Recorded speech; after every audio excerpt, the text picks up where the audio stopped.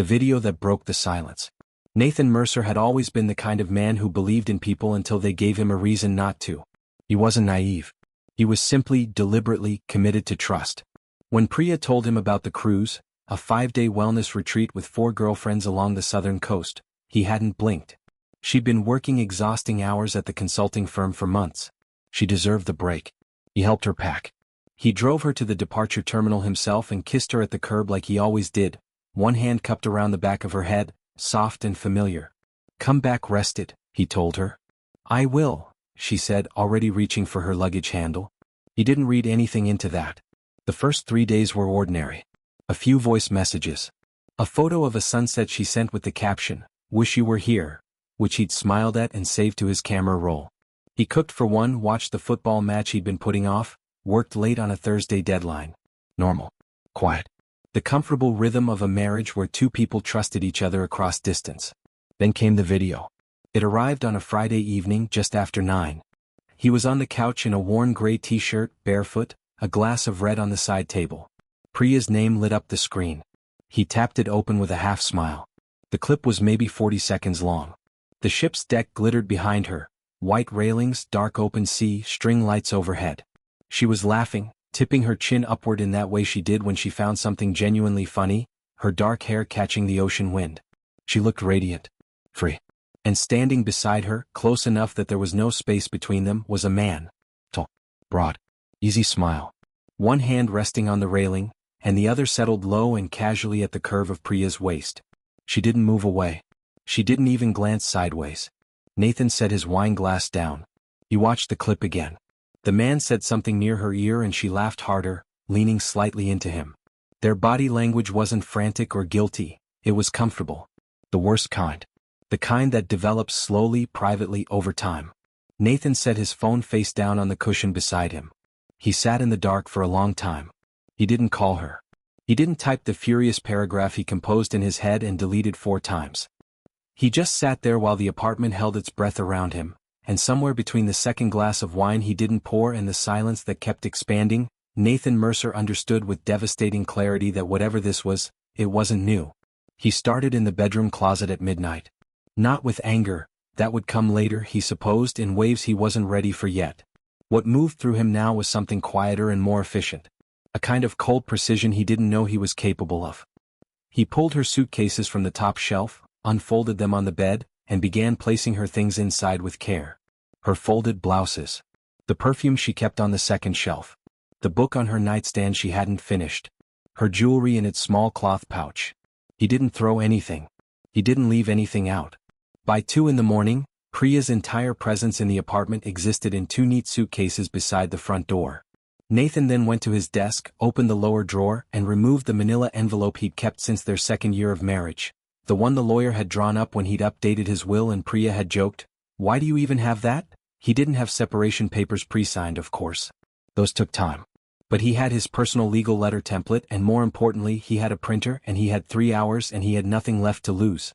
He spent 40 minutes drafting a document that was calm, clear, and final. It wasn't legally binding tonight, but it was real. It said everything without screaming. He laid it on the dining table. Set her keys beside it. Placed the 2 suitcase handles within frame. Then he took a photograph. Clean composition. Quiet image. Heavy meaning. He sent it to Priya with one line beneath. "You left before you left." Then he called Julian. Julian Ash answered on the 3rd ring, voice rough with sleep. "Nate? It's past 2. I need a place to stay," Nathan said. "Just for a while." Pause. Then, without a single unnecessary question, "I'll leave the spare key under the mat." Nathan picked up his overnight bag, took one last look at the apartment that had been his home for 4 years, and walked out. He locked the door behind him and slid his key under it from the other side. He didn't look back. In the elevator his phone buzzed. Priya. Calling. Then calling again. Then a string of texts that arrived in quick, panicked succession. "What is this, Nathan? Nathan, please, this isn't what you think. Call me." He turned the phone over and watched the lobby floor numbers descend. Outside, the night air was cool and the city was still going. Somewhere a group of people were laughing outside a bar. A cab rumbled past. The world was entirely indifferent to the fact that his marriage had just ended, and he found that oddly steadying. He walked 3 blocks before hailing a ride to Julian's. The empty apartment, the slow rebuild. Priya came back 2 days early. Julian told him later, because Priya had apparently shown up at his door, pale and desperate, asking if Nathan was there. Julian had told her, politely but clearly, that Nathan was not available. What Priya found when she returned to their apartment was her bags by the door, which she'd been warned about, the changed lock, which she hadn't expected, and a note from the building manager explaining that the lease was in Nathan's name alone and that she should contact him regarding access to her belongings. Nathan heard all of this secondhand and felt nothing he could name yet. Not satisfaction. Not cruelty. Just a kind of hollow relief, like pressure releasing from a sealed room. He stayed at Julian's for 2 weeks, sleeping on the pull-out couch, eating Julian's terrible scrambled eggs every morning, letting Julian talk at him about sports and old college stories and nothing important, which was exactly what he needed. Julian never once said "I told you so," though Nathan knew he had every right to. When he returned to the apartment, it was emptier than he expected. She had taken a few things, and quieter than he could initially tolerate. So he filled it deliberately. He started cooking again, real meals that took time and attention. He bought plants, 3 of them, because something about keeping things alive felt necessary. He ran at 6 every morning along the canal in the cold, until his lungs ached and his mind finally went blank. At work, Lena Hartwell noticed without making it a thing. Lena was his project manager, practical, dry-humored, deeply perceptive in the way she almost never announced. She started leaving decent coffee on his desk without comment. She didn't pry.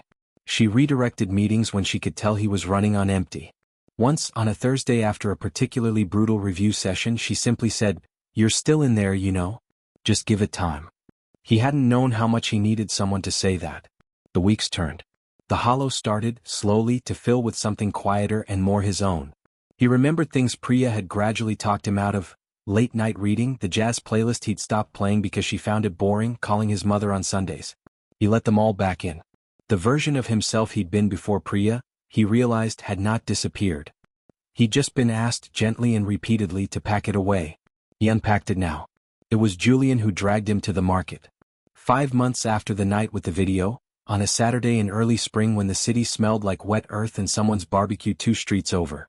Crane Street Market ran along the east side of the old warehouse district every weekend from April to October. Local vendors, live music from a guy with an acoustic guitar, too many candle stalls, the good kind of crowd noise that asked nothing of you. Nathan had agreed to come mostly because Julian had used the word please, unironically, which almost never happened. He was holding a paper cup of mediocre market coffee and examining a wooden cheese board he didn't need when he heard someone laughing at the stall directly across from him. It wasn't a polite laugh.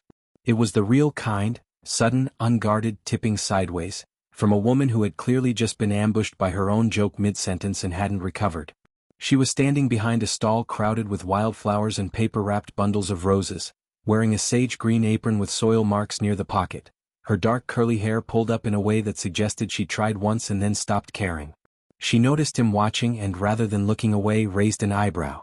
"The cheese board is actually terrible," she said, gesturing at the one in his hands. "The grain goes the wrong way. It'll split inside a year." He looked down at it. "You know woodworking?" "No," she said cheerfully. "I just like having opinions." He set the board down and walked across to her stall. Her name, he found out from the hand-lettered sign above her arrangement stand, was Mara Castillo. She'd been running the flower stall for 2 years, since leaving a marketing job she described as technically fine and spiritually catastrophic. They talked for a long time. About the market, about the flowers she preferred working with, ranunculus, always. People underestimate them, about the city and its strange seasonal moods. She asked what he did, and when he told her, she nodded like she was actually interested. She didn't perform interest. She just had it. At one point her neighbor at the next stall, a large, warm man named Felix Okafor who sold hand-thrown pottery, leaned over and said to Nathan, "She's been here 2 years. You're the first person she's talked to for more than 10 minutes who wasn't buying something." Mara threw a bundled sprig of eucalyptus at him without looking. Before Nathan left, he bought a bunch of cream-colored ranunculus he had no particular plan for. She wrapped them in brown paper and tied them with twine, and he noticed she added a single dark sprig of lavender to the bundle without explaining it. He carried them home on the bus. Julian, who had somehow also bought a cheese board, said nothing the entire ride, which meant he'd noticed everything. Where the real love grew. It started as Sundays. Mara texted him a week after the market, apparently having kept the card he'd left. he hadn't realized he'd left a card, to say that she had a new ranunculus shipment coming in and had no idea why she was telling him this. He replied that he would be there on Sunday, and she responded with a single punctuation mark he chose to interpret as enthusiasm. So Sundays became the rhythm. He would arrive at Crane Street with coffee for two. He'd learned by the third week that she took hers dark, no sugar, and they would sit together during her quieter hours, talking about everything and nothing with the ease of people who had, both of them, been through enough to stop pretending. She told him about her past relationship in pieces, never dramatically, a long engagement that had quietly revealed itself to be built on who she was expected to become rather than who she was. She'd left, finally, with very little and rebuilt slowly. There was no bitterness when she talked about it. Just the kind of clarity that comes from surviving something and coming out knowing yourself more completely. He told her about Priya, about the video, about the packed bags. She listened without interrupting, and when he finished she was quiet for a moment and then said, "What hurt more, finding out she'd chosen someone else, or realizing she'd been choosing herself over you for a long time and you'd just been the last to know?" He thought about it seriously. "The second one," he said. She nodded. "Yeah. That one's harder to get over. But you do get over it," was the unspoken thing between them, and they both knew it. The months moved quietly. Autumn arrived and the market shifted indoors once a month. Mara rented a small shop space on Crane Street itself, a narrow room with large windows and exposed brick and the permanent, gorgeous smell of fresh-cut flowers. Nathan helped her paint the shelves one weekend in October, both of them terrible at taping the edges cleanly, arguing amiably about methodology while some jazz playlist he'd recommended played from her phone on the windowsill. He brought her books he thought she'd like. She brought him flowers he didn't ask for, left at his door in paper bundles with no note, which was somehow more expressive than any note. Felix Okafor, who had appointed himself their unofficial audience, took to greeting Nathan with a slow, knowing nod every Sunday that made Mara roll her eyes with tremendous feeling. It was a November evening when everything shifted. She had kept the shop open late for a custom order and he had stayed to keep her company, neither of them making a point of it. When the last arrangement was done, she turned off the overhead light and they sat in the quieter warmth of the lamp she kept near the back counter, surrounded by the scent of jasmine and eucalyptus and cold air coming under the old door. She was telling him something about a conversation with her sister, mid-sentence, when she stopped. "You're looking at me like that again," she said. "Like what?" he said, though he knew. "Like you've decided something." He stood, crossed the small space between them, and when he reached her he didn't hurry. He tucked a loose curl behind her ears slowly, his thumb resting at her cheekbone, and she tilted her face upward and they held that closeness for a breath. Two people who'd both been careful, both been burned, both learned the difference between rushing and readiness. When he kissed her, it was unhurried and certain. Her hands came up to the front of his jacket and she pulled him closer with a soft decisiveness that made his chest ache in the best possible way. She tasted like the tea she'd been drinking. The jasmine around them held the moment like it understood. They stayed close afterward, her forehead resting against his jaw, his arms settled around her waist. Outside, Crane Street had gone quiet. The lamplight was warm. Her shop smelled like everything growing. "I wasn't expecting this," she said quietly. Not a complaint. Just wonder. "Neither was I," he admitted. She pulled back just enough to look at him, unhurried, searching, certain. Then she smiled. Not the polished kind. The real kind. The one that tipped slightly sideways, the one he'd first seen across a market aisle on a spring Saturday when she'd ambushed herself mid-joke. He kissed her again, slower this time, and she let the rest of the evening unspool gently in the warm amber dark of her flower shop. Two people with no performance left in them, no walls left worth keeping, just the rare and grounding truth of having found something honest at exactly the right time.